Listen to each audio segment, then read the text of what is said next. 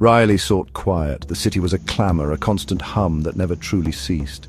She dreamt of green fields. She imagined tall trees standing like silent guardians. A small house nestled far from busy roads seemed like a haven. It was an old house with a history she did not yet know. She packed her few belongings, her heart filled with a fragile hope for peace. The drive was long, the roads growing narrower, the houses fewer and farther between. This was what she wanted, she told herself, this deep, unfolding quiet. The house stood on a slight rise overlooking a dense forest. Its paint was faded, peeling in places like old sunburned skin, but the structure was sound, or so the agent had assured her. Inside, dust motes danced in the thin shafts of sunlight. The rooms were small, the ceilings low. It smelled of damp wood and disuse, but also of the earth outside. Riley walked from room to room, her footsteps echoing in the emptiness. She thought of the life she would build here. A life of calm reflection. She would read books and tend a small garden. The silence would be her companion. Her first few days were a gentle unwinding. She cleaned the small windows until they sparkled, letting in more of the pale country light. She arranged her furniture, making the little house feel like her own. The evenings were the quietest she had ever known. Sometimes a distant owl would call or the wind would sigh through the eaves. These were natural sounds, sounds she welcomed. She would sit on the small porch, a cup of tea growing cold in her hands, and watch the stars emerge bright and clear in the unpolluted sky. The isolation felt good, like a comforting blanket. She explored the edges of her property but hesitated to venture deep into the woods. The trees were too close together, their branches intertwined like skeletal fingers. Sunlight struggled to reach the forest floor. It seemed to hold its breath, watching her. Riley preferred the open meadow that sloped down from her back door. There, wildflowers grew in profusion. She told herself the forest was just a forest. It held no malice. It was simply part of the landscape she had chosen. She was safe here. She was finally at peace, or so she believed. The peace, like a delicate glass, began to show its first tiny cracks. It started with a feeling, a prickling sensation on the back of her neck when she worked in the garden. She would turn suddenly, expecting to see someone. But there was never anyone there.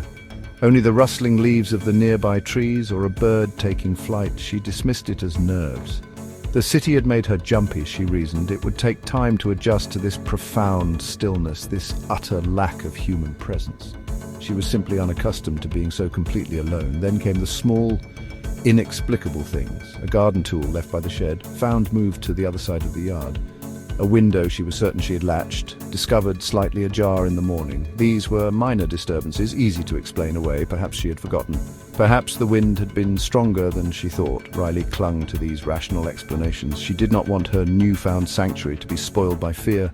She had come here to escape unease, not to find a new, more insidious kind. One afternoon, as dusk began to settle, she was looking out her kitchen window.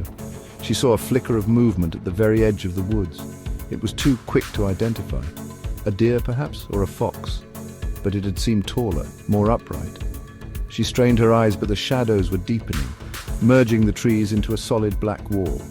A shiver ran down her spine, cold and unwelcome. She told herself it was nothing.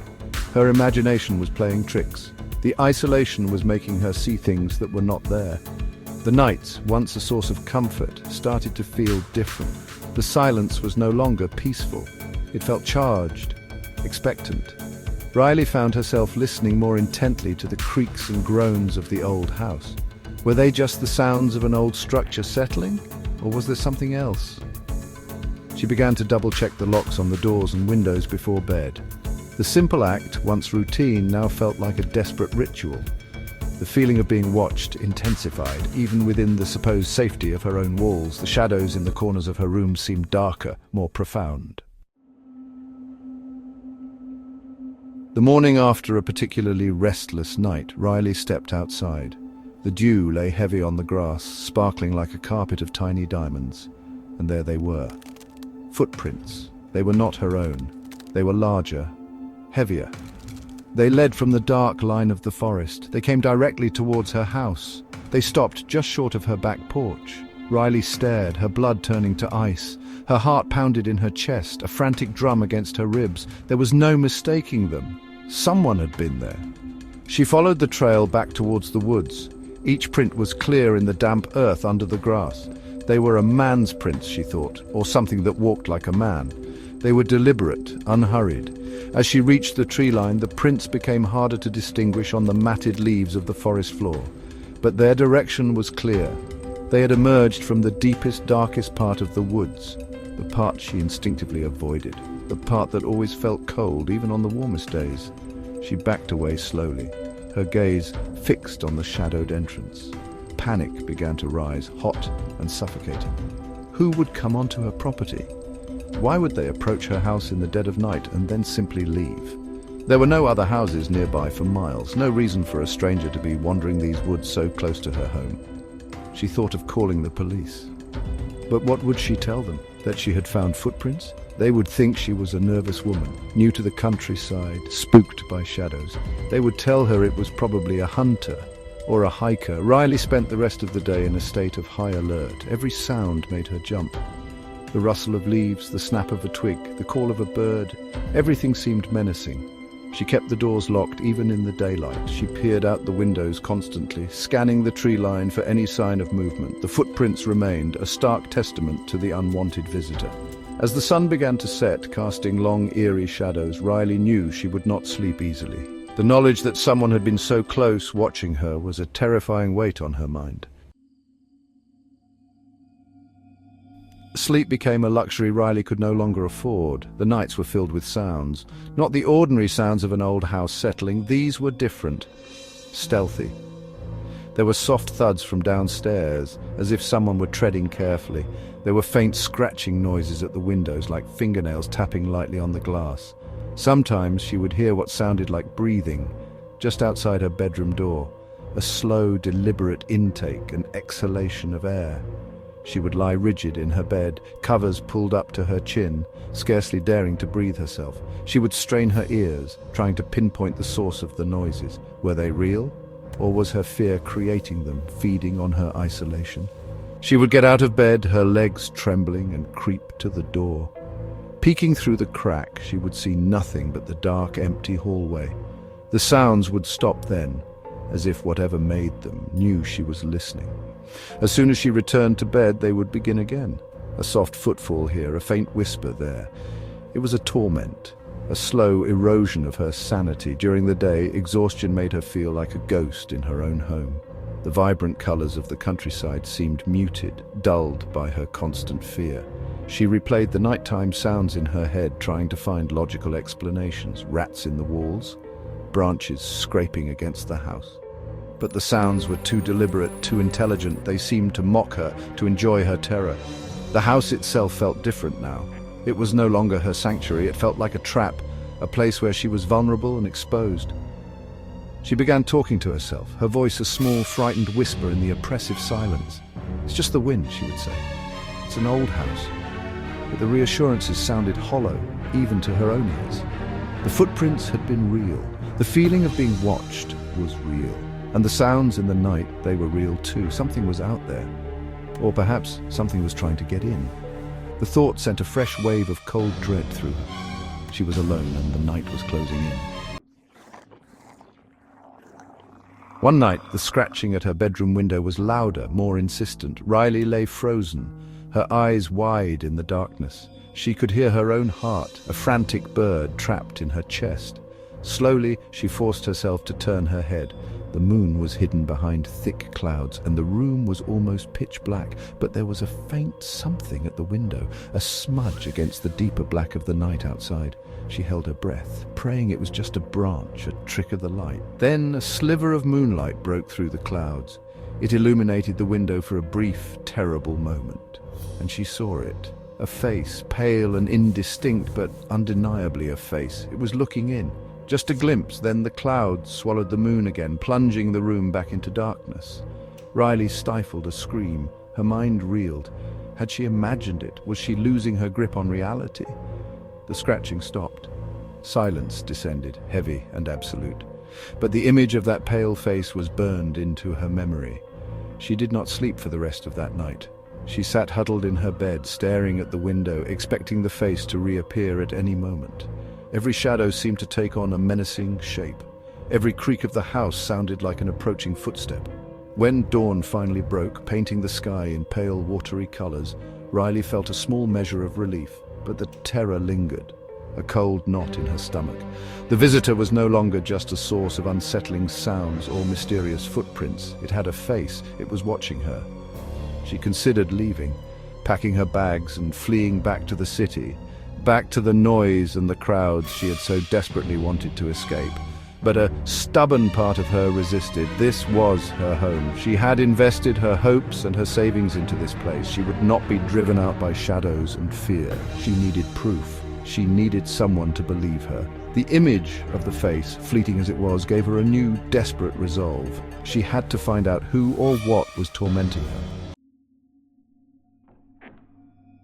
The appearances of the figure became more frequent. Each night Riley would brace herself. She would lie in bed, feigning sleep, her ears straining for the telltale sounds.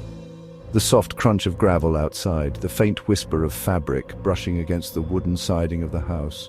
Then the shadow would fall across her window. At first it was just a dark shape.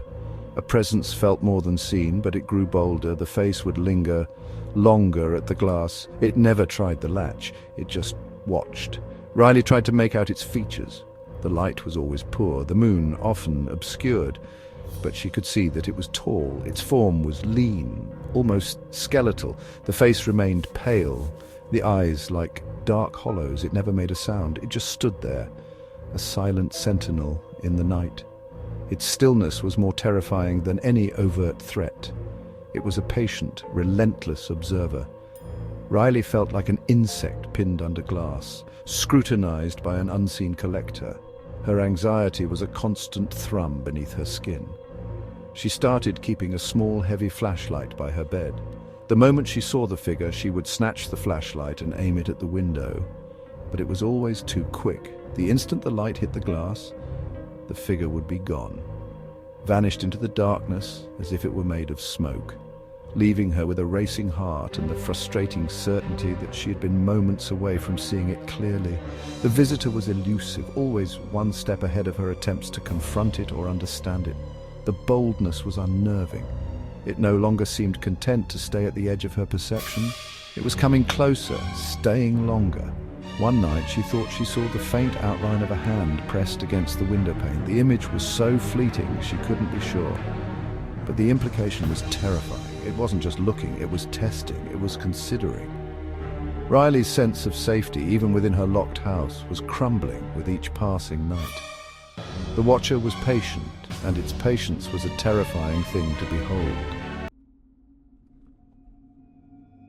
Riley finally called the police. Her voice trembled as she recounted the events, the footprints, the noises, the face at her window. She tried to sound calm, rational, but the fear was evident in her tone. The officer on the other end of the line listened patiently, or perhaps, Riley thought, with a kind of weary indulgence. He promised to send a car out. She clung to that promise, a small flicker of hope in her overwhelming dread. Someone else would see, someone else would believe her. 2 officers arrived the next morning. They were polite, professional. They walked the perimeter of the house. They examined the windows and doors. Riley showed them where she had seen the footprints, but a heavy rain the previous afternoon had washed away all traces.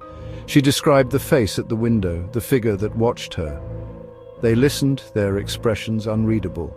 They found no signs of forced entry, no broken locks, no disturbed ground that could not be explained by animals or the wind.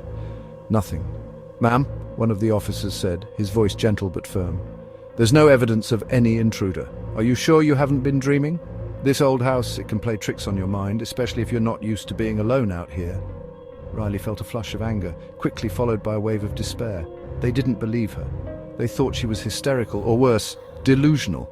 She insisted, her voice rising despite her efforts to control it, but their skepticism was a solid wall she could not penetrate. They left with reassurances that they would patrol the area more frequently, but Riley knew it was an empty gesture. They had found nothing, so there was nothing to investigate. She was alone again, more alone than before. The police, her last hope for validation and protection, had dismissed her fears. The isolation pressed in on her, heavier and more suffocating than ever. The watcher knew, it must have known that no one would help her, and now it had even less reason to hide. Her fear was a solitary burden, unseen and unshared. The nights continued their reign of terror. The figure at the window was a constant, silent presence. Riley barely slept. Her days were a blur of exhaustion and anxiety. She jumped at every sound, her nerves frayed beyond repair. She had stopped trying to rationalize. She knew what she saw. She knew what she heard. The world outside her small circle of fear had deemed her unreliable. She was on her own, trapped with her tormentor in this remote, silent place that had once promised peace. One evening, as twilight bled into a starless night, her phone buzzed. It lay on the small kitchen table where she sat, staring blankly at a cold cup of tea. She rarely received calls or texts. Her friends were far away, caught up in their own city lives. With a trembling hand, she picked it up. An unknown number. Her heart lurched. A single text message glowed on the screen. The words were few, stark and chilling. "I can see you." Riley's breath hitched. Her eyes darted to the windows. They were dark, reflecting only her own terrified face. Her fingers fumbled as she tried to reply, to ask who it was. But another message arrived before she could type. "You look scared."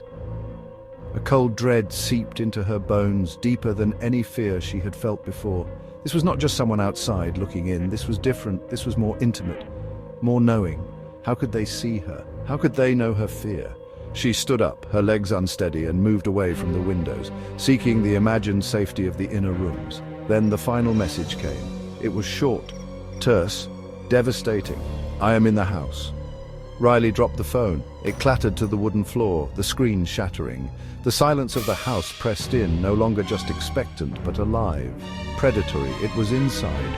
The sounds she had heard, the whispers, the soft footsteps, they hadn't all been from outside. The watcher was not just at her window, it had breached her final defense. It was here, with her, in the dark.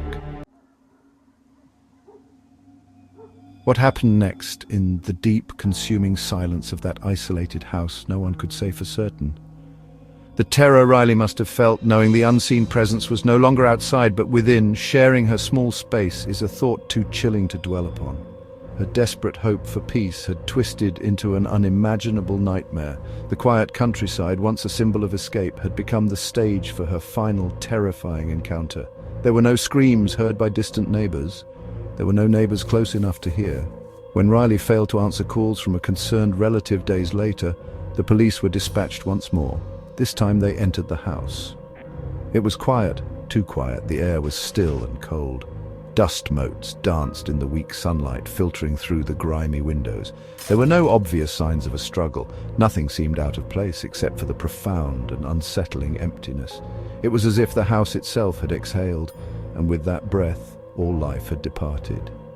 They found Riley in her bedroom. Her fate was sealed, a silent testament to the horrors she had endured alone. The official report would speak of uncertainties, of a lack of clear evidence pointing to any specific assailant. The mystery of her final moments would remain, hanging heavy over the small, forgotten house at the edge of the woods. The countryside kept its secrets well. The trees stood as silent witnesses, their branches swaying gently in the breeze, guarding the story of what had transpired. The only clue, if it could even be called that, was a small mud-caked boot print on the otherwise clean wooden floor beside her bed. It was not hers. It matched the description of the prints she had tried to show them days before, the ones leading from the forest. It was a faint, almost insignificant mark, easily overlooked. But there it was, a single silent accusation, a final chilling trace of the visitor who had come from the woods and who had in the end never truly left. The silence of the house was now permanent.